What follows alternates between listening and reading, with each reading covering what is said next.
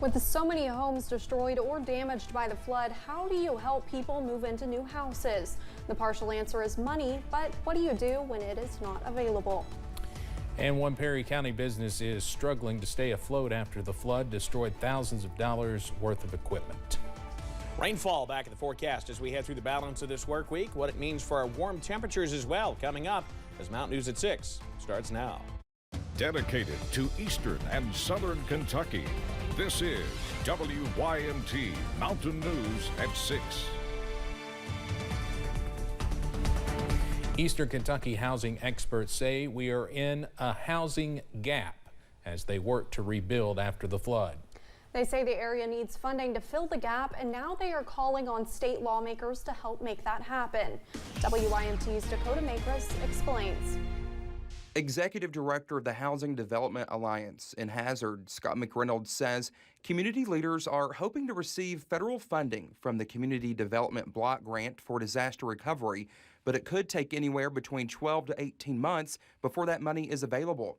In the best of times, you have that gap between those initial funds and when the federal dollars arrive. He says the money for initial repairs is not available because in a typical disaster, homeowners insurance takes care of that, but not during a flooding event. Plus, some people in our region do not have savings or access to credit to fall back on. Even fundraising, I mean, as generous as our local community has been, if you compare the money raised by the state fund for the tornadoes, it was $50 million.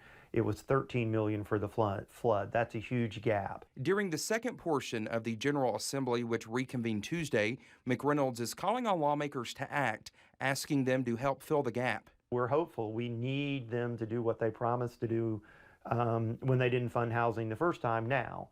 And if they don't, like I say, people are gonna suffer. Hoping to get Eastern Kentuckians the help they need.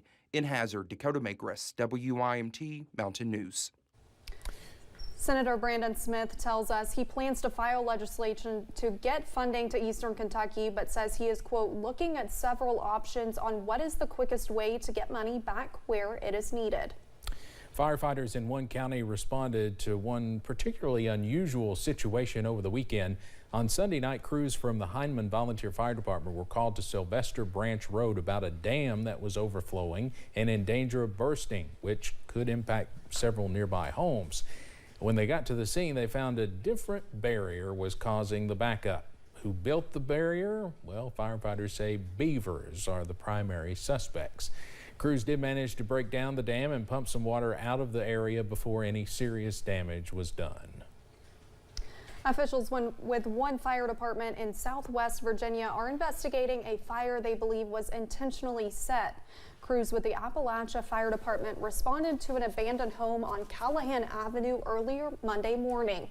Firefighters say all the doors and windows were secured, and they have a reason to believe the fire started on the outside. The road was shut down for hours while crews fought the blaze.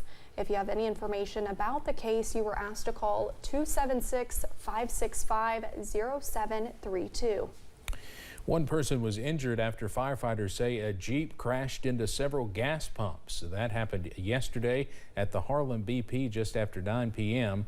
Officials told us when they arrived, the driver had managed to get out of the vehicle and was on the ground nearby. Store employees cut power to the pumps before first responders arrived to prevent a possible explosion.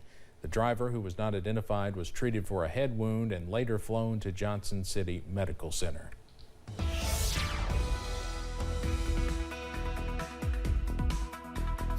Well, as we've watched our cold front get closer to the mountains today, we've seen an increase in clouds the past 24 hours. That's not stopping, though, the last little bit of sunshine.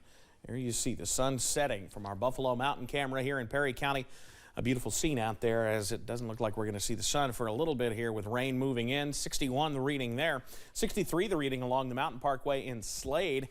Clouds there as well. We'll continue to see temperatures mild out there. Mid-60s in the Cumberland Valley, lower 60s into portions of the rest of the area. And that is thanks to these southwesterly winds out there. 5 miles per hour in Jackson, 8 in Hazard, 12 miles per hour winds right now in Monticello. You see those showers working their way from upstate New York all the way back into portions of Oklahoma. There's one frontal boundary. There's the next disturbance that's going to ride along it.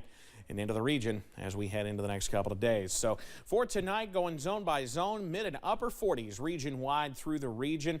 We'll continue to see upper 40s throughout the Kentucky River Valley and heading into the Big Sandy. Again, middle and upper 40s. Details, guys, on when we return to perhaps more showery activity in just a few. Thank you, Evan. July's historic flood left many eastern Kentucky businesses damaged or destroyed, including Graphic Impressions in Perry County. The printing business was able to open its doors again late last year, but after losing thousands of dollars in equipment, they are still struggling to make ends meet. WYMT's Alyssa Williams has more on how this business is managing to stay afloat. After more than 30 years of business and 23 years in their current building, those with Graphic Impressions of Bulin have experienced flooding, but nothing quite like the historic July flood. It's hard. I mean, as blessed as I feel sitting here right now, this is hard. It's been emotionally draining. Graphic Impressions owner Billy Moore says cleaning the building was the easy part, but losing all of his printing and embroidery machinery was much harder. If I was started back over again, it'd probably cost me $250,000. And at my age, I ain't doing that. I can't. But thanks to the kindness of friends, family, community members, and even strangers, Graphic Impressions received some new equipment and monetary donations that helped get them up and running once again. People here is awesome. I wouldn't live nowhere in the world. I don't care what they got or what they got to offer. Wouldn't want to live with any other people. Following the flood, Moore's business was held afloat thanks to orders from customers like Randy Thompson, whose business was also impacted by the flood. We rely on the advertising from these local businesses more so than we do the mega stores. They do very little advertising, locally. And so it's the small businesses that keep me afloat, and it's us that keep these small businesses afloat, our local communities. And so we have to stick together. Moore says although the business is only doing 20% of the things it was doing before the flood, he still remains grateful for where the business is. Nobody got hurt. Main thing is nobody got hurt. You don't get over stuff like that. But, we're digging. We just keep trying and thankful for our friends and people that's helped out. In Perry County, Alyssa Williams, WYMT Mountain News. Graphic Impressions owner Billy Moore says without the help of several companies who manufacture the printing and embroidery machines, they are taking matters into their own hands to get the machines up and running as quickly as possible. Schools around the Pike County area are getting a front row seat to the Appalachian Center for the Arts' new Vitality Theater Company. The company is taking its latest show to the students, looking at opioid addiction, the pressures of high school athletics, and how addiction impacts everyone involved. Anytown the Musical takes a look at the crisis in a different way, relating more to the young people of our region. It's a really important show that it doesn't talk down to the audience. That's something that our director was very adamant against. He didn't want it to be a don't do drugs kids kind of show. He wanted it to be a thing that could happen in real life. Hear more about the show and the app's Vitality Theater Company coming up tonight at 11. The Grandview Plaza Save-A-Lot employees in Hazard believe helping their neighbors is what it's all about, taking pride in a food drive to help one organization in Hazard keep food on their patients' tables. It all starts with one simple question. Should I purchase a food bag for hospice today? Yeah. Thank you. 2 times a year, in the spring and in the fall, customers are asked to purchase a $5 food bag that supports families and patients in hospice care at Bluegrass Care Navigators. In the spring and then the fall, a total for 2022 was over $10,000 our customers in this community was just freely given to us to donate this food bag so we could help.